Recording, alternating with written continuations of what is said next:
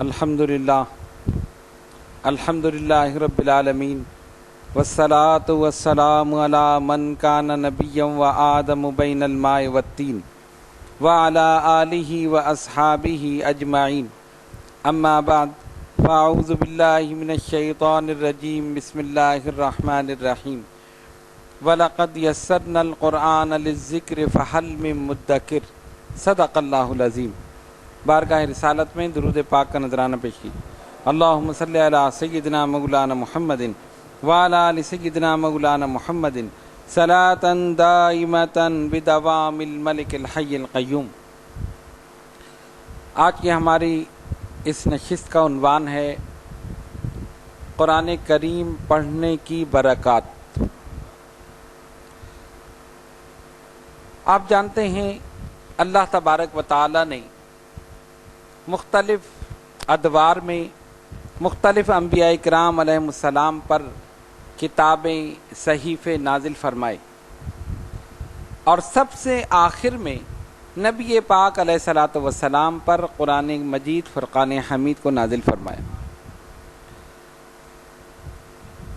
قرآن کریم ایک ایسی جامع اور مکمل کتاب ہے کہ جس کے اندر ہر چیز موجود ہے، اور پہلے بھی گزشتہ نشستوں میں ہم آپ کو بتا چکے ہیں کہ قرآن نے ایک جملہ کہا وَلَا رَطْبٍ وَلَا يَابِسٍ إِلَّا فِي كِتَابٍ مُبِينٍ، کوئی خشک اور تر ایسا نہیں جس کا ذکر قرآن میں نہ ہو۔ ایک جامع بات ہے، یہ نہیں کہا کہ ساری دنیا کا ذکر قرآن میں ہے، آخرت کا ذکر قرآن میں ہے، قبر کا ذکر قرآن میں ہے، حشر کا ذکر قرآن میں ہے، قیامت کا ذکر قرآن میں ہے، دنیا کی فلاں فلاں چیز کا ذکر۔ ایک بات فرما دی، ایک جامع مکمل جملہ فرما دی، کوئی خشک اور تر۔ کیا مطلب؟ اس پوری کائنات میں آپ جائزہ لیں، جتنی بھی اشیاء ہیں، جتنی بھی چیزیں ہیں، یا تو خشک ہیں یا تر ہیں، اس کے علاوہ تیسرے نہیں، یا خشک یا تر، انہی دو کو قرآن نے استعمال کر لیا۔ وَلَا رَطْبٍ وَلَا يَابِسٍ إِلَّا فِي كِتَابٍ مُبِينٍ، کوئی خشک اور تر ایسا نہیں جو قرآن میں نہ ہو، یعنی ایک جامع کتاب۔ اب اس عظیم و شان کتاب کو پڑھنے کا حکم دیا گیا کہ اس کو پڑھو، بار بار پڑھو، مسلسل پڑھو، صبح و شام پڑھو۔ اور اس کا ایک معجزہ یہ ہے کہ کوئی ایک کتاب آپ لے لیں، ایک مرتبہ آپ نے پڑھ لی، دوبارہ پڑھنے کو دل نہیں چاہے گا۔ کوئی کتاب آپ لے لیں، یہ ایک فیکٹ ہے، ایک حقیقت ہے۔ آپ اپنی مادری زبان کی کتاب، اردو مادری زبان ہے، اس کی کتاب لے لیں۔ کوئی انگریزی بولنے والا ہے، وہ انگریزی کی کتاب لے لے، کیسی بھی کتاب ہو، کوئی ایسی کتاب جو بہت زیادہ دلچسپ ہو، جس میں لطائف ہوں، جس میں واقعات ہوں، جس کو پڑھ کر آدمی خوش ہو جائے، لیکن ایک مرتبہ پڑھ لے گا تو دوبارہ نہیں پڑھے گا، اور اگر دوبارہ پڑھ لے گا تو سے بارہ نہیں پڑھے گا۔ اور اگر کوئی اس کے سامنے پڑھے گا، کہتے یہ تو میں نے پڑھی ہوئی ہے۔ ایک مرتبہ جب آدمی پڑھ لیتا ہے تو اگرچہ ذہن سے نکل جاتی ہے، لیکن جب دوبارہ پڑھی جاتی ہے فوراً ذہن میں آئے کہ یہ واقعہ میں نے پڑھا ہے۔ کوئی آپ کو وہ کتاب سنائے گا، آپ کہیں گے یہ تو میں پہلے سن چکا ہوں۔ کوئی واقعہ بتایا، یہ تو میں نے پڑھ لیا۔ کہنے کا مقصد یہ ہے کہ دنیا کی کوئی کتاب آپ ایک مرتبہ شروع سے آخر تک پڑھ لیں تو دوبارہ پڑھنے کو دل نہیں چاہے گا۔ پہلی مرتبہ تو بڑی دلچسپی ہوگی، واقعات پڑھیں گے، سنیں گے، ہنسیں گے، لوگوں کو سنائیں گے، اس کے بعد بات ختم ہو جائے گی۔ لیکن قرآن مجید فرقان حمید کا یہ اعجاز ہے، یہ قرآن کا معجزہ ہے کہ جتنی مرتبہ پڑھو گے ہر مرتبہ مزہ آئے گا، ہر مرتبہ نیا سرور آئے گا۔ اور کتنا پڑھا جاتا ہے؟ بار بار پڑھا جاتا ہے، ہر روز پڑھا جاتا ہے، ہر وقت پڑھا جاتا ہے، ہر نماز میں پڑھا جاتا ہے، لیکن انسان کا دل نہیں بھرتا۔ جتنی مرتبہ پڑھے گا ایک نیا لطف اور نیا سرور آئے۔ یہی قرآن کا معجزہ ہے۔ ایسا نہیں ہوتا کہ آپ کہیں گے بھائی پچھلے رمضان میں تو سنا تھا، دوبارہ کیوں سنے؟ وہی 30 پارے ہیں نا، ہر رمضان میں تبدیلی تو نہیں ہوتی، 31 تو نہیں ہوتے، 32 تو نہیں ہوتے، یا کم تو نہیں ہوتے، وہی 30 پارے ہر رمضان میں حافظ پڑھ رہا ہے اور سب سن رہے ہیں، ہر مرتبہ نیا لطف آ رہا، اور ہر ایک کے پڑھنے کا انداز الگ ہے، ہر ایک کے پڑھنے کا انداز مختلف ہے، کوئی کیسے پڑھ رہا ہے، کوئی کس طرح پڑھ رہا ہے، مزہ آ رہا۔ تو یہ ایسی جامع کتاب ہے کہ اس کو پڑھنا لازمی ہے، ضروری ہے، اور اس کی رحمتیں اور برکتیں پڑھنے والے پر نازل ہوتی۔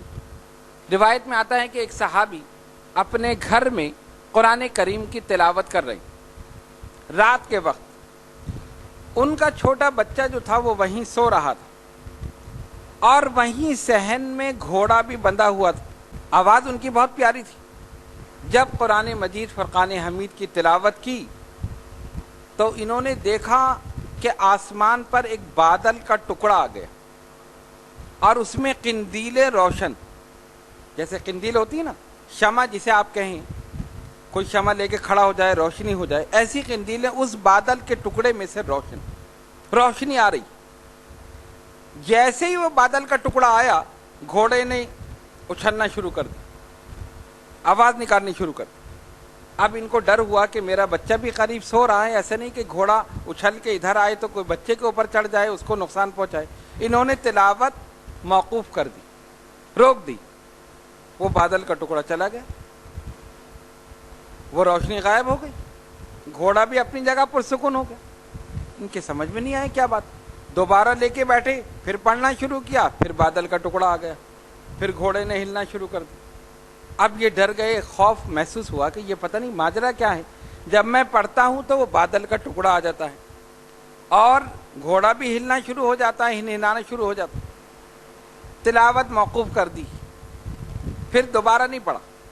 صبح ہوئی، بارگاہ رسالت صلی اللہ علیہ وسلم میں حاضر ہوا، عرض کی سرکار کے بارگاہ میں، یا رسول اللہ صلی اللہ علیہ وسلم، حضور یہ واقعہ میرے ساتھ ہوا، جب میں نے تلاوت شروع کی میں نے دیکھا کہ بادل کا ٹکڑا آ گیا، اس میں قندیلیں جیسے ہوتی ہیں ایسے روشنی ہے، گھوڑے نے ہلنا شروع کر دیا، ہنہنانا شروع کر دیا، اور مجھے ڈر ہوا کہ میرا بچہ جو سو رہا ہے کہیں اس پہ نہ چڑھ جائے، میں نے تلاوت موقوف کر دی، وہ چلا گیا۔ پھر دوبارہ کیا تو پھر وہی کیفیت ہوئی۔ اب سنو اپنے آقا صلی اللہ علیہ وسلم کا جواب۔ نبی پاک علیہ الصلوۃ والسلام نے فرمایا، یہ سکینہ ہے جو قرآن پڑھتے وقت نازل ہوتی، اللہ کی رحمت ہے، دلوں کا سکون ہے۔ وہ جو قندیلیں تم نے دیکھی، جو بادل کا ٹکڑا دیکھا، یہ اللہ تبارک و تعالیٰ کے فرشتے تھے جو تمہارا قرآن سننے کے لیے آئے، اچھی آواز میں پڑھ رہے تھے، آواز خوبصورت تھی، کلام اللہ تبارک و تعالیٰ، فرشتے نازل ہو گئے اللہ کا کلام سننے کے لیے۔ پھر سرکار نے فرمایا، اگر تم صبح تک پڑھتے رہتے، خدا کی قسم وہ روشنی صبح تک رہتی،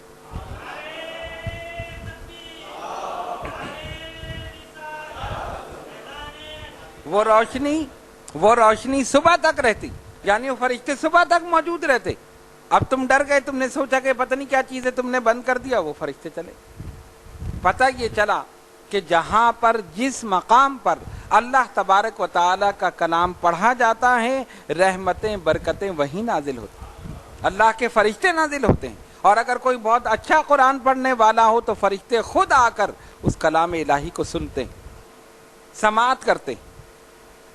آج ہم نے قرآن کو پڑھنا ہی چھوڑ دیا، اس کو اٹھا کر طاق میں رکھ دیا، سجا کر بہترین جزدان میں، کسی نے ساٹن کا بنایا تو کسی نے مخمل کا بنایا، کسی نے کیسا بنایا، سجا کر رکھ دیا۔ اتارا کب؟ جب جھگڑا ہوا، قرآن لے کر آؤ، ہاتھ رکھ کے بتاؤ صحیح کہہ رہے ہو نہیں، یہی بات ہے نا، قرآن لے کر آؤ، قسم لینے کے لیے، عہد لینے کے لیے، حلف لینے کے لیے۔ بچی کو ودا کر رہے ہیں، قرآن لے آؤ، اس کے سائے میں ودا کر دو۔ جہیز میں قرآن دے دیا، بہترین رحل دے دی، خوبصورت بہترین قرآن اس کے اندر جزدان میں چڑھا کر، اس نے بھی جا کر رکھا تو کھول کے دیکھا ہی نہیں، یہی کیفیت ہے نا۔ تو قرآن سجانے کے لیے ہے، قرآن قول و قسم لینے کے لیے ہے، قرآن صرف عہد لینے کے لیے نہیں، قرآن پڑھنے کے لیے ہے، سمجھنے کے لیے ہے، عمل کرنے کے لیے۔ اگر آپ اپنا معمول بنا لیں کہ روزانہ قرآن کریم کی ایک آیت تلاوت کریں گے یا ایک سورت تلاوت کریں گے جیسا جس کے پاس وقت ہو، تو آپ دیکھ لیں رحمتیں برکتیں گھر میں نازل ہو جائیں۔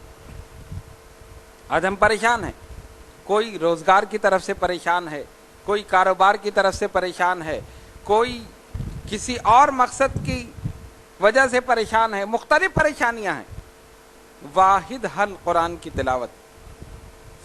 سرکار نے فرمایا جس گھر میں سورہ بقرہ شریف پڑھی جاتی ہے شیطان وہاں سے دور بھاگ جاتا۔ یہاں تو شیطان گھر میں ہی بیٹھا ہوا، تلاوت ہی نہیں ہو رہی۔ میں پورے یقین کے ساتھ کہتا ہوں اگر ہر شخص یہ معمول بنا لے کہ فجر کے بعد ضرور قرآن کریم کی جتنی بھی اس کی حیثیت ہو، جیسا اس کے پاس وقت ہو، تلاوت کرے گا، آدھی سے زیادہ پریشانیاں ویسے ہی دور ہوں۔ اس کی وجہ یہ ہے کہ یہ بالکل فیکٹ ہے، حقیقت ہے، اور ہمارا اس پر مکمل یقین ہے کہ جہاں بھی قرآن پڑھا جاتا ہے اللہ کی رحمتیں نازل ہوتی، فرشتے نازل ہوتے ہیں، اور جب رحمت نازل ہوتی ہے تو کیا ہوتا ہے؟ پریشانی ختم ہو جاتی، حزن و ملال ختم ہو جاتا، مسائل ختم ہو جاتے ہیں، رحمتیں اپنا ڈیرا وہیں پر ہی ڈال دیتے، صرف تلاوت قرآن۔ اور اس کا ایک اور فائدہ بھی ہے، ایک تو دنیاوی فائدہ ہے نا، آپ نے گھر میں تلاوت کی، رحمتیں نازل ہوئیں، کاروبار میں برکت ہوئی، رزق میں، روزگار میں، ہر چیز میں برکت۔ ایک اخروی فائدہ ہے، آخرت کا فائدہ، عمل دنیا میں، فائدہ آخرت میں، بلکہ آخرت سے پہلے ایک اور منزل ہے، ایک ہے نا عالم دنیا، ایک عالم برزخ، پھر عالم آخرت۔ عالم برزخ کیا ہے؟ قبر کا عالم، جو ان دونوں عالموں کے درمیان ہے۔ بات سمجھ رہے نا؟ ہم دنیا میں ہیں، یہ عالم دنیا ہے، اس کے بعد کہاں جائیں گے؟ قبر میں جائیں گے نا؟ نہیں، سب کا ارادہ نہیں ہے، شاید ارادہ نہیں ہوگا تب بھی جانا پڑے گا۔ تو وہ ہے عالم برزخ، اس کے بعد عالم آخرت۔ تو ان دونوں عالموں کے بیچ میں ہے عالم برزخ، قبر کا عالم۔ یہ قرآن پہلی منزل جو انسان کی، آخرت کی پہلی منزل جو ہے قبر، یہ وہاں بھی فائدہ دے گا۔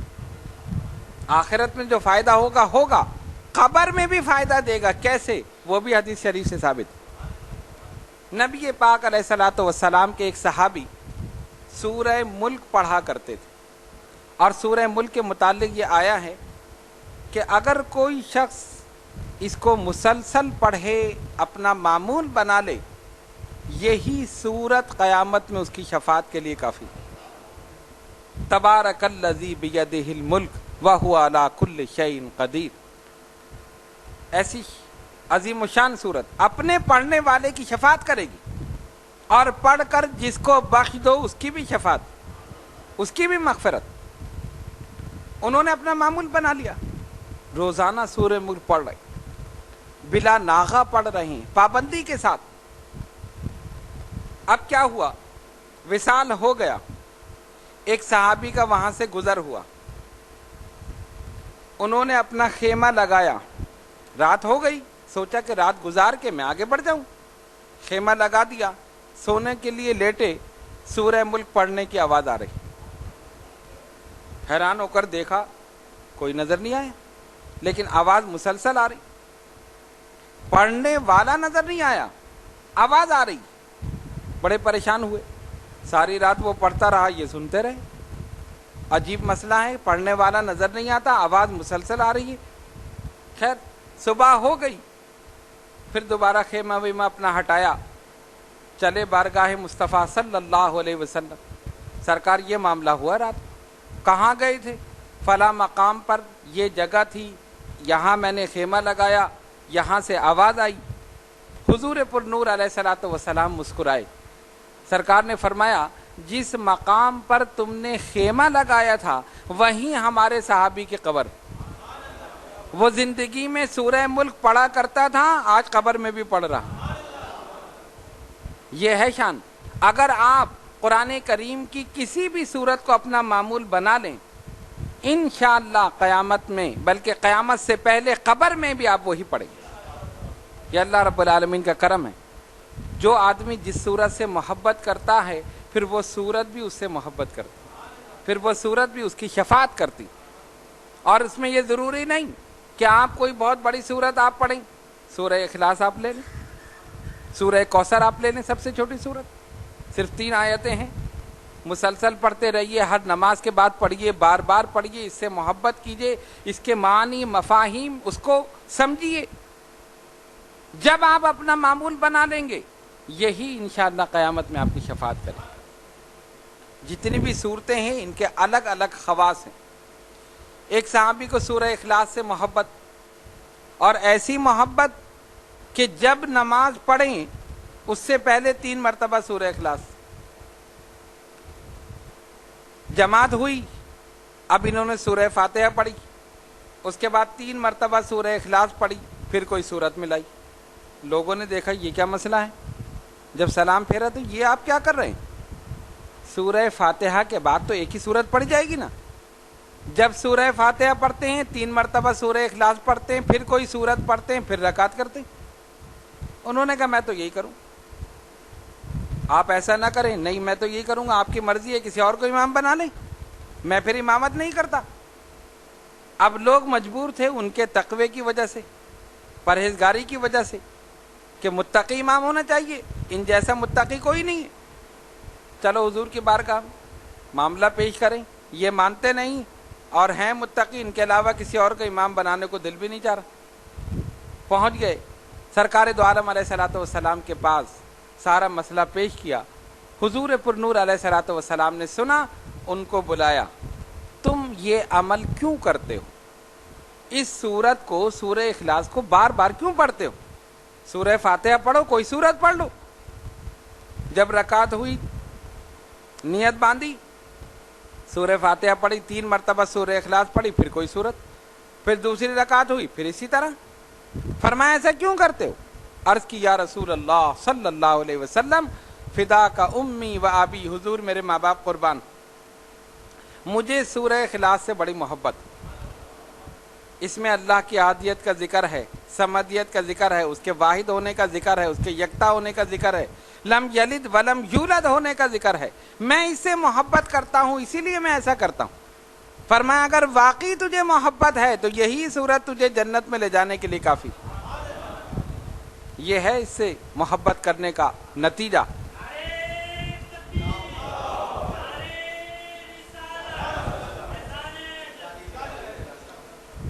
قرآن سے محبت کرنے کا نتیجہ یہ ہے، یہ اخروی فائدہ ہے. اخروی فائدہ ہے، یعنی ایک فائدہ تو آپ کو ملا دنیا میں، دوسرا قبر میں، اور تیسرا حشر میں. وہ سورت شفاعت کرے گی، مولا یہ مجھے پڑھتا تھا، میری شفاعت قبول کر لے اور اس کو بخش دے. اور اللہ تبارک و تعالیٰ قبول فرمائے گا. سرکار نے فرمایا سورہ ملک کی شفاعت قبول ہوگی اور اس کے پڑھنے والے کی بخشش ہو جائے گی. اس لیے ہمیں یہ چاہیے کہ ہم کوئی نہ کوئی سورت اپنے ورد میں ضرور رکھیں. کوئی سورت ہو، سورہ کوثر ہو، سورہ اخلاص ہو، یا کوئی بھی سورت ہو، آپ اس کو اپنے ورد میں رکھیں. ہر نماز کے بعد پڑھیں، چاہے 3 مرتبہ پڑھیں یا 10 مرتبہ پڑھیں. 3 مرتبہ سورہ اخلاص 1 کلام پاک کے برابر ثواب. اگر یہی آپ لے لیں تو پڑھنے میں کوئی مسئلہ نہیں، نہ کوئی ٹائم کا مسئلہ ہے، اور ثواب کلام پاک کے برابر میں. تو یہ قرآن مجید فرقان حمید رحمتوں برکتوں کا خزانہ ہے. اس کو چھوڑے ہم بیٹھیں. اگر اسی کو ہم پڑھنا شروع کر دیں تو دنیا بھی سنور جائے، قبر کی زندگی بھی سنور جائے، اور آخرت بھی سنور جائے. یہ تینوں جگہ فائدہ دے گا، دنیا میں بھی، قبر میں بھی، اور حشر میں بھی. قرآن اپنے پڑھنے والے کی شفاعت کرے گا. پھر سورہ یاسین قرآن کریم کا دل ہے. سورہ یاسین قرآن کریم کا دل. اس دل کو پکڑ لو. اگر یہ دل تمہارے دل میں آ جائے تو تمہارا دل قرآن کے نور سے روشن ہو جائے. اس کو یاد کر لو. سورہ یاسین کو یاد کرنا کوئی مشکل نہیں ہے، اور یہ یاد کرنا آپ کا کمال نہیں ہے، یہ تو قرآن کا کمال ہے.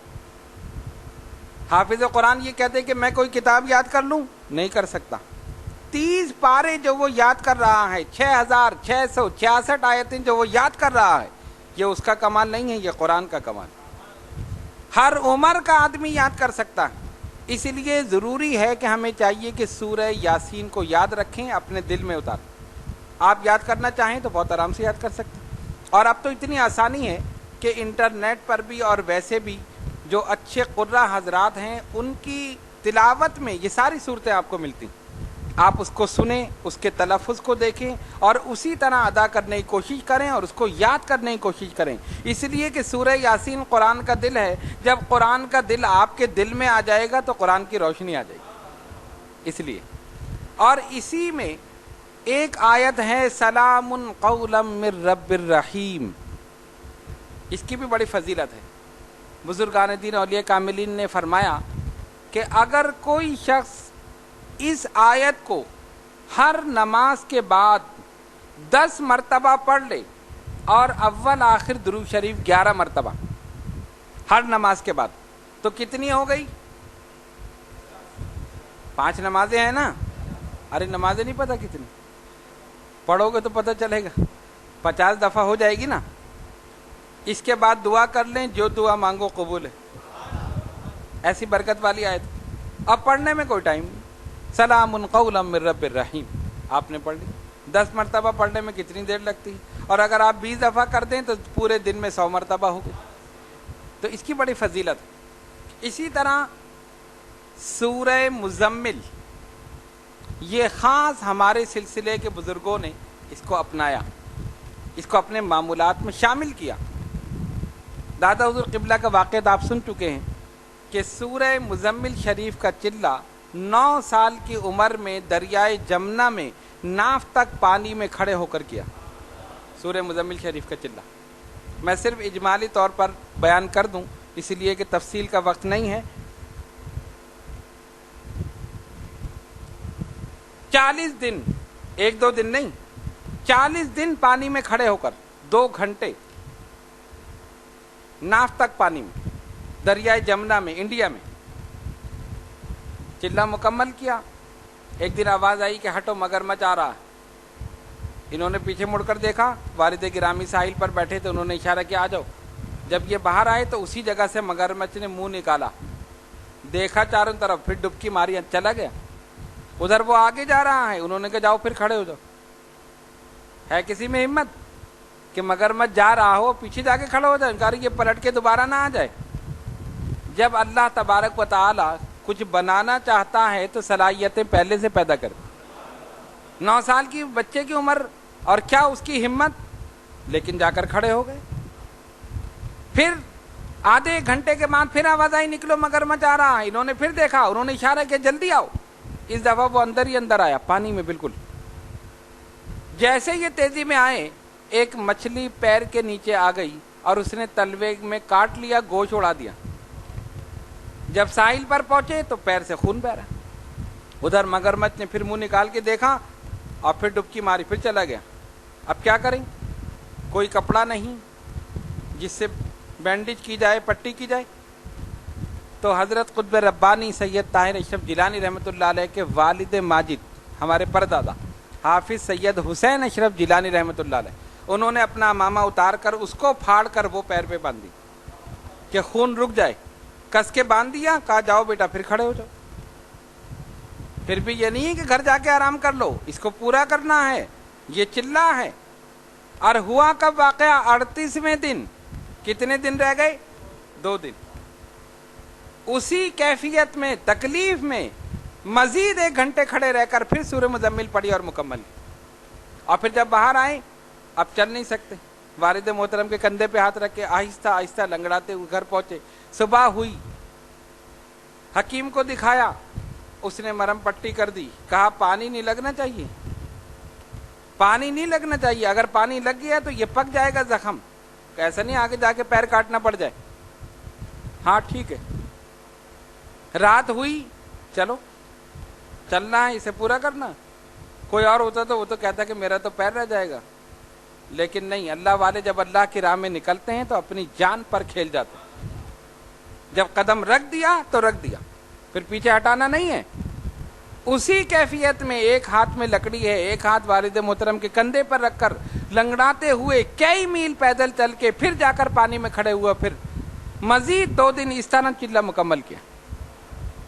और जब मुकम्मल कर लिया, फिर उनको जो रूहानी फ्यूज़ व बरक़ात और रूहानी तहाइफ और उनका कल्ब जो इस सूरह मुज़म्मिल से रोशन हुआ, वो एक अलग दास्तान। और इसी सूरह मुज़म्मिल के अमल को हासिल करने के लिए हज़रत अशरफुल मशाइख अबू मोहम्मद शाह सैयद अहमद अशरफ अशरफी अल जिलानी नव्वरल्लाहु मरक़दहु, मेरे वालिद गिरामी, फरमाते थे कि मैंने अपने वालिद गिरामी से अर्ज़ की, आपने तो दरियाए जमुना में किया, हमें भी चिल्ला करा दें। फरमाया, यहाँ कहाँ पर दरिया, यहाँ कहाँ खड़े हो गए, क्या करोगे, वक्त आएगा देखा जाएगा। कुछ अरसे बाद फिर किया, हाँ हाँ देखेंगे। जब अता होती है तो ये वहीं से अता होती,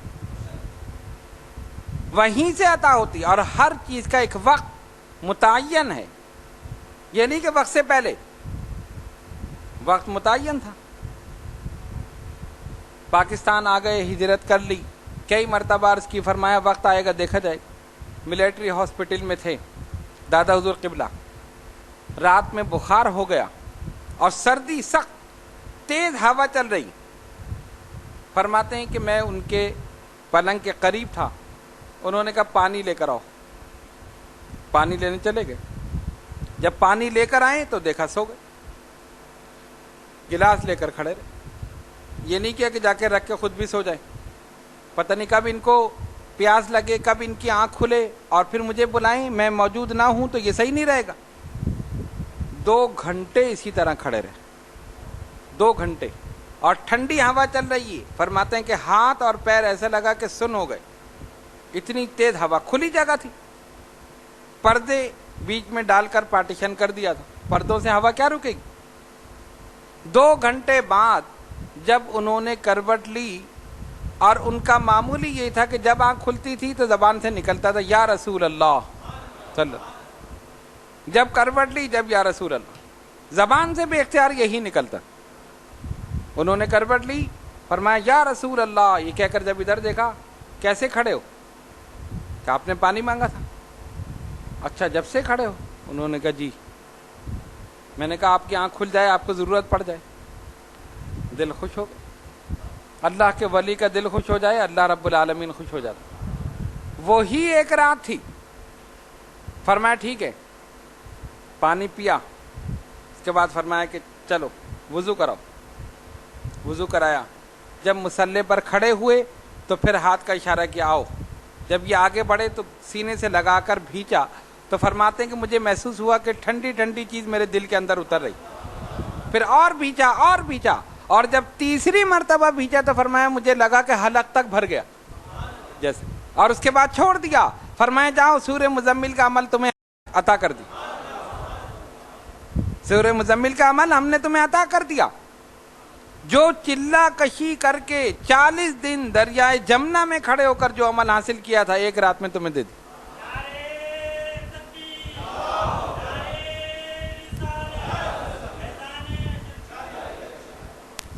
तो वो वालिद गिरामी क़िबला फरमाया करते थे कि दादा हुजूर क़िबला ने 40 दिन वो अमल किया और हमें एक पानी के गिलास में मिल गया। एक रात खड़े रहे, 2 घंटे खड़े रहे रात में, सख्त सर्दी में मिल गया सूरह मुज़म्मिल। तो ये ऐसी चीज़ें आसानी से नहीं मिलती कि कोई आकर कह दे कि मुझे दे दो तो कि जाओ उठा कर दे दिया। देखा जाता है, परखा जाता है, जिसको दिया जा रहा है ये संभाल सकता है या नहीं। ऐसे नहीं कि 2 मिनट की लज्जत में ये ज़ाया कर दे। अमानत उसी को दी जाती है जो अमीन हो, और उसकी अमानत व दियानत का इम्तिहान किया जाता है। उन्होंने अच्छी तरह देख लिया कि वाकई ये मेरी चीज़ों का अमीन बन सकता है, इतना बड़ा अमल उठा के उसी वक्त दे दिया। तो इससे ये पता चला कि ये तमाम चीज़ें जो हैं ये सब रूहानियत के हुसूल का ज़रिया हैं। रूहानियत में ताज़गी पैदा करता है कुरान। तिलावत कुरान से रूहानियत में ताज़गी पैदा होती, इजाफा होता है, कल्ब साफ होता है, ذہن پاک ہوتا ہے اور رحمتوں برکتوں کا نزول ہوتا ہے۔ اس لیے اب آپ دیکھیں حضرت امام اعظم ابو حنیفہ رضی اللہ تعالیٰ عنہ ایک رات میں ایک کلام پاک مکمل کر نفل میں نیت باندھی، ایک کلام پاک مکمل کیا۔ ایک رات میں ان کا ہمسایہ جو تھا وہ دیکھتا تھا کہ ایک جیسے درخت کھڑا ہوتا ہے ایسے ایک چیز کوئی کھڑی ہے، اندھیرا ہوتا تھا، روشنی تھی، لائٹ تو تھی نہیں۔ وہ سوچتا تھا کہ یہ پتہ نہیں درخت کا تنا ہے یہ کیا ہے جو کئی گھنٹے تک، بلکہ کئی گھنٹے کیا پوری رات اسی طرح رہتا۔ جب تحقیق کی تو پتہ چلا کہ امام اعظم ابو حنیفہ ہیں۔ اسی طرح غوث اعظم شیخ عبد القادر جیلانی حسنی الحسینی رضی اللہ تعالیٰ عنہ تلاوت کلام پاک میں پوری رات گزارتے تھے۔ وہ سمجھتے تھے کہ یہ ان تمام چیزوں کا مرکز ہے، منبع ہے، خزانہ ہے، اسی کے اندر ساری چیزیں ہیں، دنیا کی، آخرت کی، قبر کی، حشر کی، جتنی بھی چیزیں ہیں، جتنی بھی نعمتیں ہیں وہ سب قرآن میں ہیں۔ اس لیے انہوں نے اس کی آیتوں کو پڑھا، اس کو سمجھا اور اس سے لوگوں کے مسائل کو حل کیا۔ پہلے اپنے ورد میں رکھا اور اس کو اپنے معمولات میں شامل رکھا اور پھر اس سے فیوز و برکات خود بھی حاصل کیے اور اس کا فیض آگے بھی لوگوں کو پہنچایا۔ ہم کیونکہ اہل طریقت، اہل محبت ہیں، اس لیے ہم پر یہ لازم ہے کہ ہم قرآن مجید فرقان حمید کی تلاوت کریں۔ اور اس کا ایک بہت اچھا طریقہ ہم نے کافی پہلے نشست میں بھی آپ کو بتایا تھا، ہو سکتا ہے کہ آپ کو یاد ہو، ویسے بھی آپ کی یادداشت بہت اچھی ہے، ایک نشست میں جو بتایا جائے وہ اگلی میں صاف ہوتا ہے بالکل۔ خیر بہرحال یہ انٹرنیٹ پر موجود ہے، اگر یاد نہ ہو تو آپ دیکھ سکتے ہیں، اور وہ اتنا آسان طریقہ ہے کہ ہر آدمی، ہر عورت کر سکتی۔ طریقہ کیا ہے؟ فجر کی نماز کے بعد قرآن کریم آپ کھول کر بیٹھیں، کم سے کم ایک صفحہ آپ پڑھ لیں، بس صرف ایک صفحہ۔ میں یہ نہیں کہہ رہا کہ آپ پوری سورتیں پڑھیں، پورا قرآن پڑھیں، پورا سپارہ پڑھیں، نہیں، کھولیں صرف ایک صفحہ، کم سے کم۔ زیادہ یہ کہ آپ کی جیسی ہمت ہو، آپ کو مزہ آ رہا ہے تو آپ 2-3 صفحے پڑھ جائیں، اور کیفیت ہو رہی ہے، ٹائم ہے تو آپ 1-2 پارے پڑھ جائیں، لیکن کم سے کم اگر آپ یہ رکھیں کہ ایک صفحہ مجھے ضرور پڑھنا ہے، اس میں کیا ہوگا، ایک پارے میں 10 صفحے ہوتے ہیں، 10 دن میں ایک پارہ مکمل ہو جائے گا نا۔ اسی طرح ہوتے ہوتے پورا کلام پاک مکمل ہو جائے۔ جب پورا کلام پاک ہو جائے، کوئی میٹھی چیز سامنے رکھیے، ختم شریف پڑھیے، اپنے مشائخ طریقت کو ثواب پہنچا دیجئے، اپنے مرحومین کو ثواب پہنچا دیجئے، یہاں بھی رحمت ہے، وہاں بھی رحمت، اور اس میں کوئی وقت نہیں لگے گا۔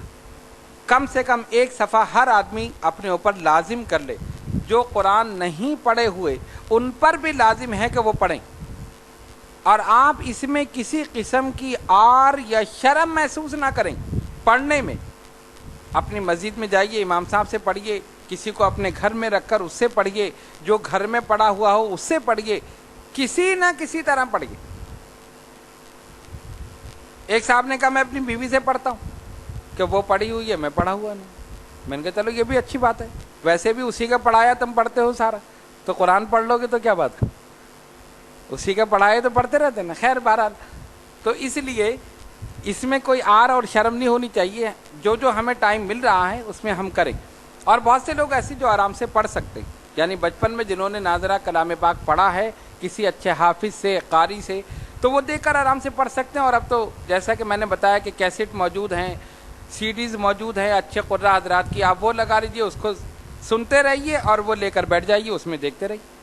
جتنی دیر آپ یہ کریں گے وہ سارا وقت عبادت میں شمار ہو، اس لیے کہ قرآن یہ واحد کتاب ہے جس کو پڑھنا بھی عبادت، سننا بھی عبادت، دیکھنا بھی عبادت، اور عمل کرنا تو بدرجہ اولیٰ عبادت۔ خالی لے کر بیٹھ جاؤ، بلکہ بعض بزرگان دین نے یہاں تک فرمایا کہ جو قرآن کریم کو دیکھ کر پڑھتا ہے اس کی نگاہ کبھی کمزور نہیں ہوتی، قرآن کا نور اس کی آنکھوں میں داخل ہوتا، اس کے قلب میں، ذہن میں داخل ہوتا، اور شیطان دور بھاگ جاتا۔